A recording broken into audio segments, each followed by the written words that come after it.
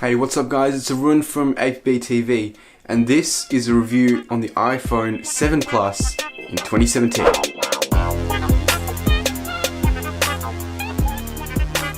So as with all of my other reviews, I've split up this iPhone's capabilities into 4 separate categories: design, speed, camera, and games. Let's dig in. Starting off with the design, you can't talk about this without talking about the fact that this phone has no headphone jack.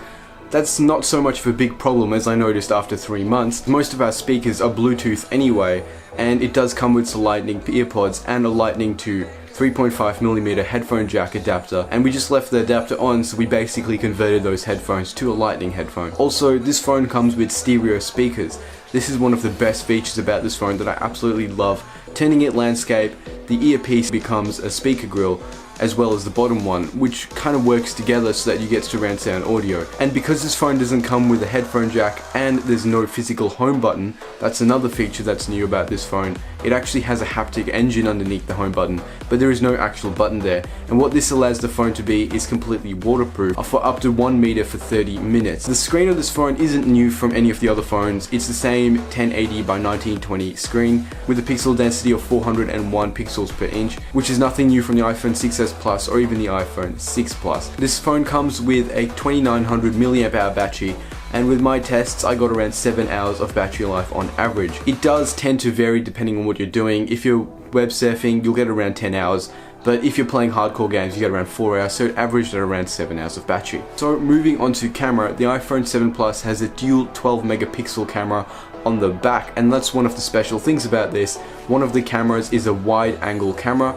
with an f1.8, while the telephoto camera is a separate one to it, and that's an f2.7, and these two cameras kind of work with each other, so you can zoom in extra and zoom out a bit extra. The back camera is capable of 4K video at 30 frames per second, 1080p video at 60 frames per second, or 720p video at 240 frames per second. The front-facing camera is a 7 megapixel capable of 1080p video, and it's got this nice feature called Retina Flash, where the whole screen turns into a flash so you can get nice nighttime shots. So let me give you an example of all of these cameras in a quick little mashup right now.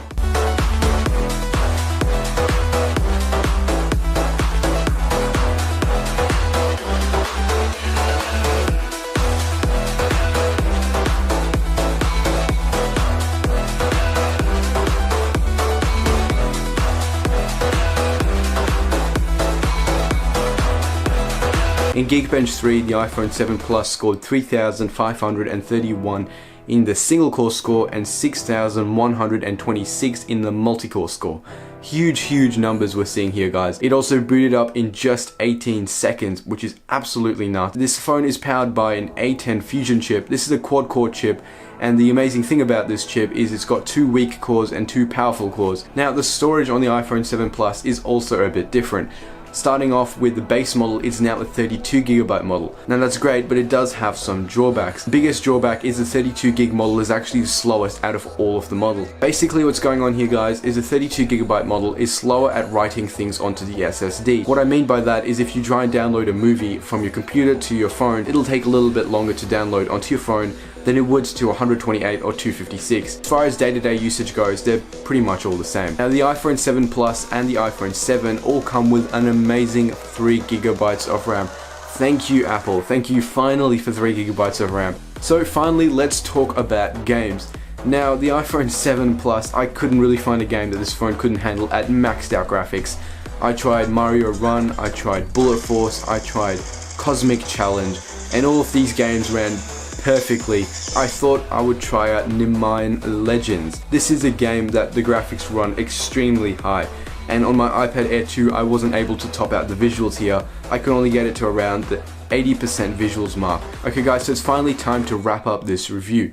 Should you buy the iPhone 7 Plus in 2017? I think the key thing to look at, guys, is the design of the iPhone 7 and 7 Plus is the same to the older ones, but it does come with a huge amount of power underneath. So if you don't mind having an oldish looking design, but you're going to get all the latest specs, definitely worth an upgrade. Anyway, let me know what you think in the comment section below, and as always, I'll catch you all in the next one.